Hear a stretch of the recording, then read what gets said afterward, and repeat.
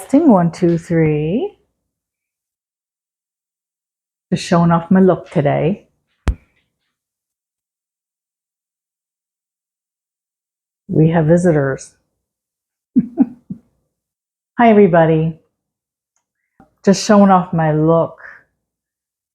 Today, I was wearing a dress, sort of, with, capri leggings. I don't know, crazy about my legs. Anything above the knee requires a little help. Yeah, today's kind of different.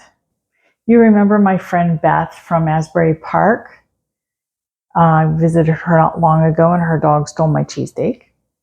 Well, her father passed earlier this week, and today was the funeral. I think this was the first funeral I've been to since my diagnosis. That kind of made it difficult in a way, and maybe I didn't want to stay for service. More on this coming shortly. So Beth's family is Catholic, and we're going to go to the viewing this morning, but we're not going to stay for the Mass. And I don't know that I'm up to that. They're kind of long. I don't know if their fire suppression methods are up to having us in there. I know that's a joke I hate when my mom makes, but it's kind of funny when it's about the two of us. Yeah, we could throw the smoke detectors up and could be a problem. So we'll be respectful and stay out of that so that the Mass goes off without a hitch. We've done Mass before. We have not. Oh, not together. I've done Mass. I've even taken communion. I know you've told me that before, but that's so wrong. I didn't know. What is wrong with you? Well, I was with somebody who said, "Come on, let's get out of the pew. It's time for it," and just kind of pushed me in the line. I didn't even know what I was doing. Well, clearly. Like 3 times. What? That's not for you. I didn't know. I just wanted to fit in, I guess. Oh my God. Anyway, those wafers are not that, not all that. Gotta go to a Lutheran church. They have fresh baked bread instead. Ah, like naan? No, it's like raised bread. My mom used to make it occasionally for the church. Like, well, naan is raised. It's just a little bit. Naan's a flatbread. By definition, yes. But it's more raised than a cracker. Yes. So what are these, like donut holes? No, it's a whole loaf of bread and they tear off a little piece. Oh, okay. Sorry. Just not. Don't have to apologize to me. I'm not Lutheran anymore. Sorry out there. Talking about the rosaries on the rearview mirror. I had that once. Which just seems wildly inappropriate, but you're not Catholic, so you have an excuse. I'm very multi-faith, though. Like, I'm not Christian, but I really respect Christ and his teachings. And I respect the Buddha and so many other. And for those of you that don't know, our church was multi-faith, and we had symbols of all religions, and I thought that was great. So did the congregation. We try to respect all paths. That's not always easy, certain paths, but well, certain paths seem to exclude other paths. It makes it a little hard to reconcile them. That's true. Inclusion.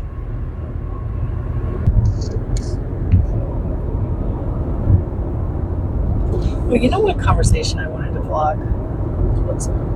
Was how I'm going to haunt you and open all your drawers. I'm telling you, I'm not even going to notice. Huh, I guess I was looking for something. I just left these drawers open. Weird. So I told Kris that I'm going to come back and haunt him by opening every drawer in the house, just like an inch or two, because that's what he does. Maybe not, he doesn't do it in the kitchen. Anyway, so he said, I wouldn't even notice. I would just assume that I was looking for something. so that haunting isn't going to be very effective. Figure something else out.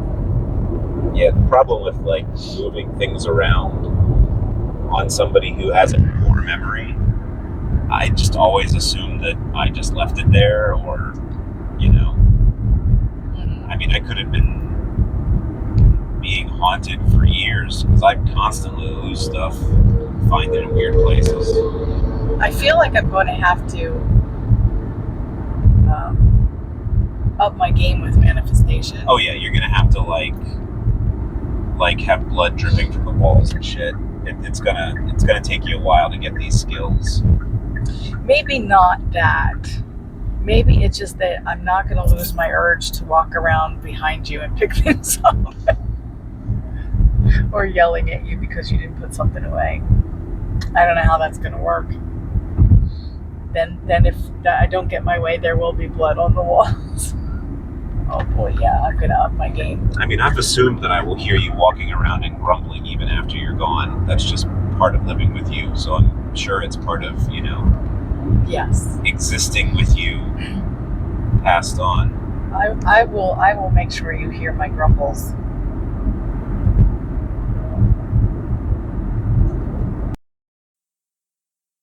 Hi, everyone.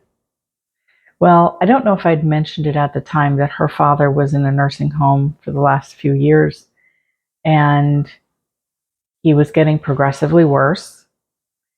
And so he passed last week. It's a little triggering for me, I should say. He was a great guy. I didn't know him well, but the last time that I was there, we went to the nursing home to visit, and he was a lot less coherent than the time before that I saw him, to the point where we were telling him to look for his wife, who died 5 years ago, yesterday, the funeral. So ironic? I don't know. I don't know about that. But I know she was there. I would say, you know, where's your wife? Look for your wife. And his eyes would go to a certain wall. And then Beth would say, if you can see mom, squeeze my hand. And he would squeeze her hand. But verbally, he just mumbled and yelled a few times. And he had this great moment of coherency about 5 weeks ago. I wasn't there, but he thanked Beth for everything. And, you know, he said a few things like, I don't want people to think I'm lazy because I sit in this chair all day.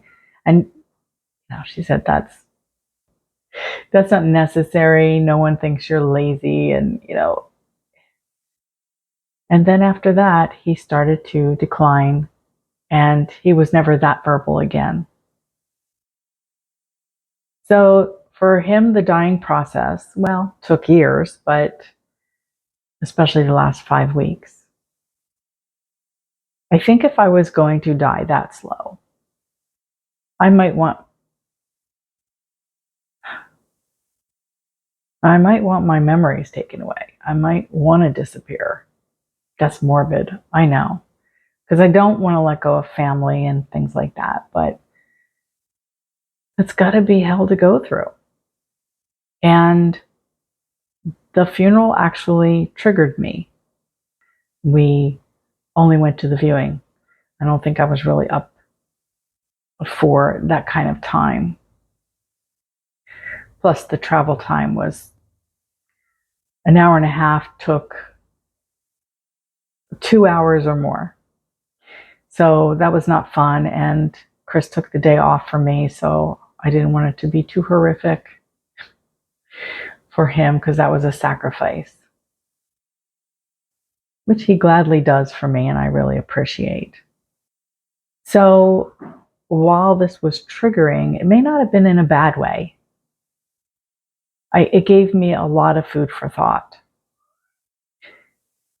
As a kid, I was always fascinated with death, of course, and then I counseled many people over the years with grief and loss, and my mediumship, obviously. And I gave this a lot of thought yesterday.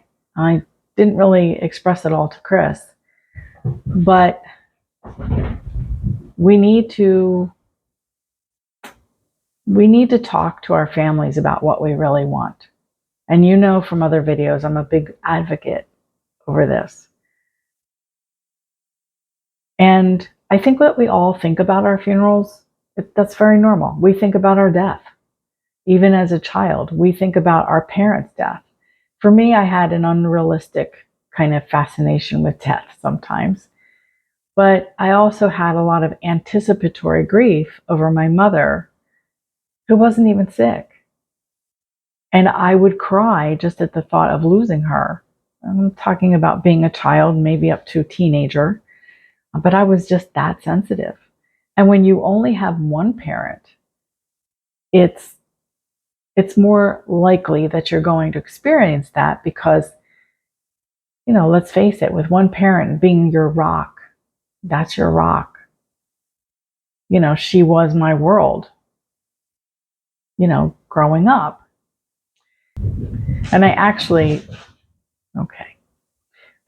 lost her when I was about 34, which is way too young.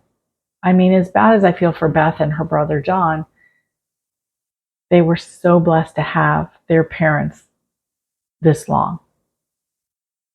And I would have loved to have had my mother still be here.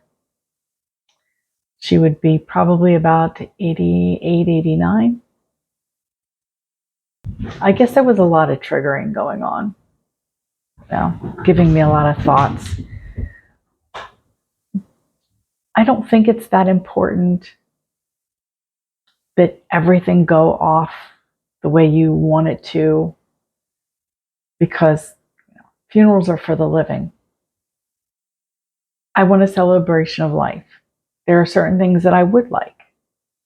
I haven't really conveyed that. And, you know, what if tomorrow the other shoe does drop and I am just not feeling good or whatever, and just forget to talk about it? When I was first diagnosed as terminal a year ago, I scrambled around. I wanted to make plans because we didn't know how long it was. But when you hear terminal, a lot of times, you know, you assume it's going to be about 6 months to a year. And sometimes, many times, it's faster.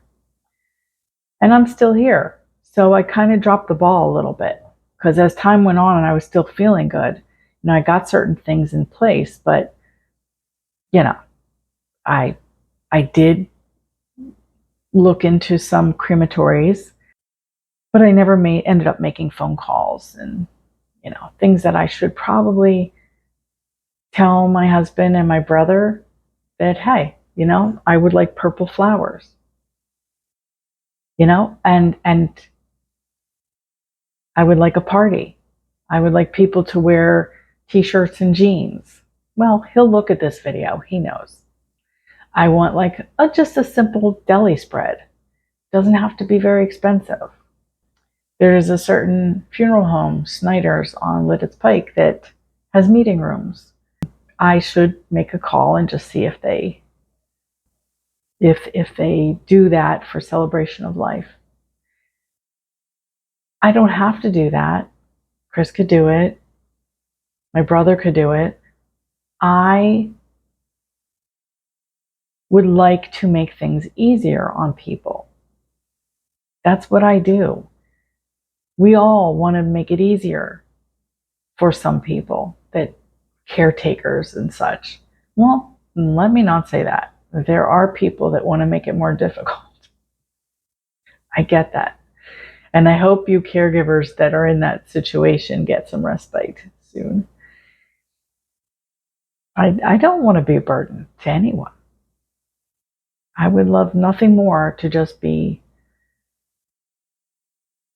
declared that I was going to have 6 months to live, and then I could go to Vermont and hasten my death through the right drugs.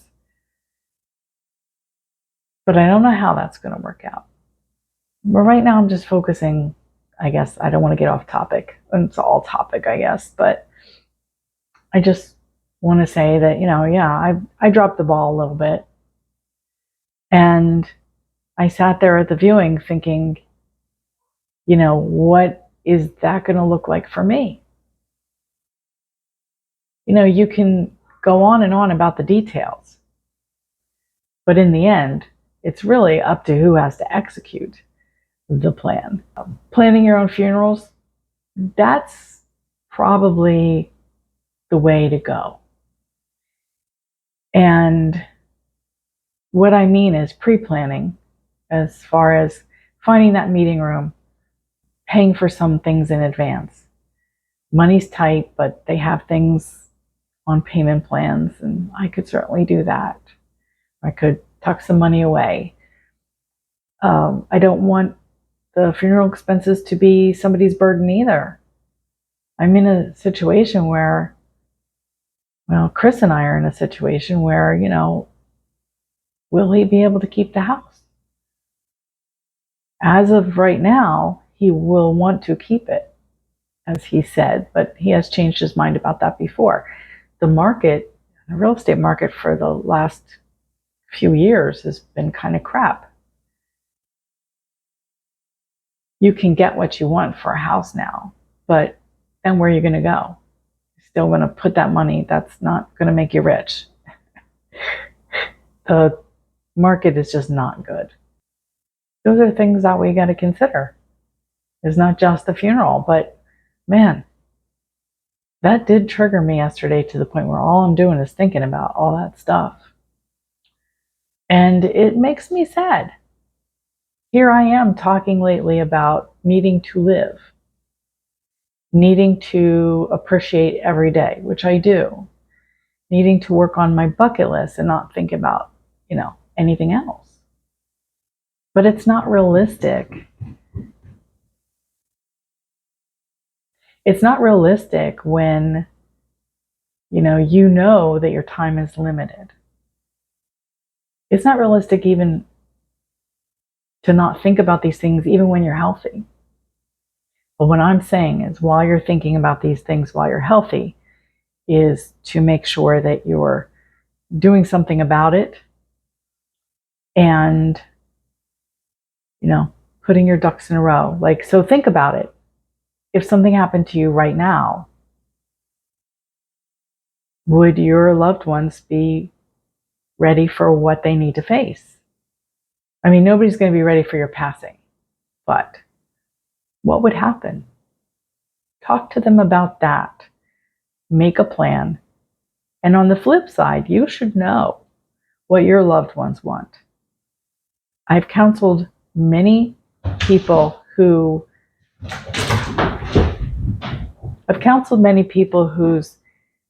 parents even just don't want to talk about it.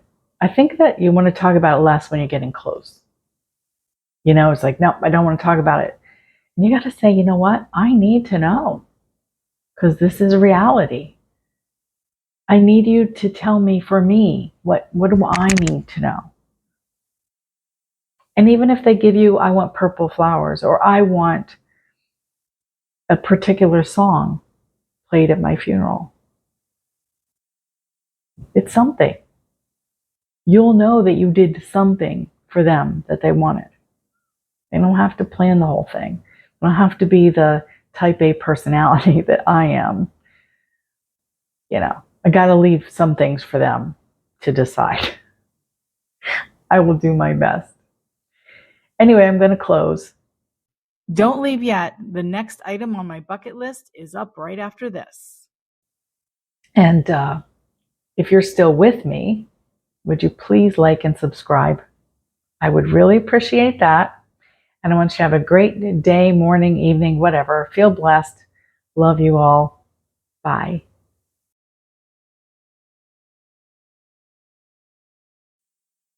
Okay, everyone.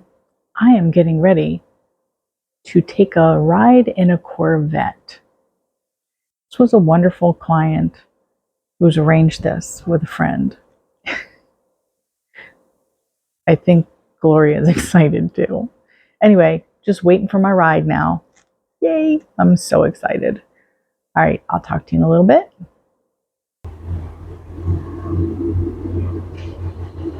Man, that is so cool.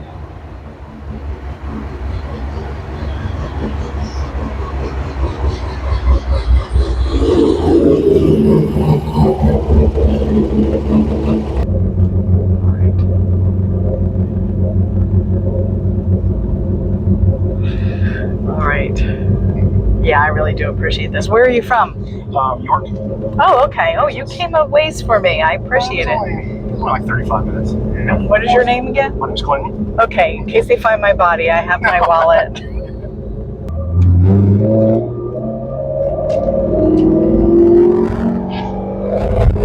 Won't make you like go into the open country roads or anything. I don't want to leave them there. It's supposed to rain. Yeah. Okay, so make a left here.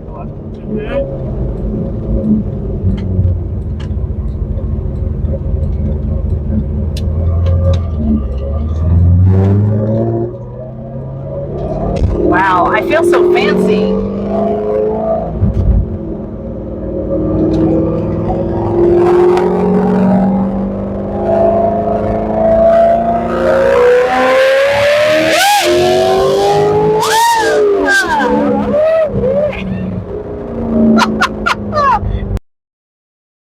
Oh my gosh, that was so much fun. Unfortunately, I woke up nauseous this morning and I had to cut it a little short, but it was certainly sweet. So short and sweet. The last thing I wanted to do was get sick in that beautiful car. Can you imagine? In any case, it was wonderful. I did need help getting out of the car just as I suspected. I think in my 30s, this would have been a fabulous car. I wish I had gotten it. But in my 60s, yeah, probably not a great idea. But thanks everybody for the experience. One more off the bucket list.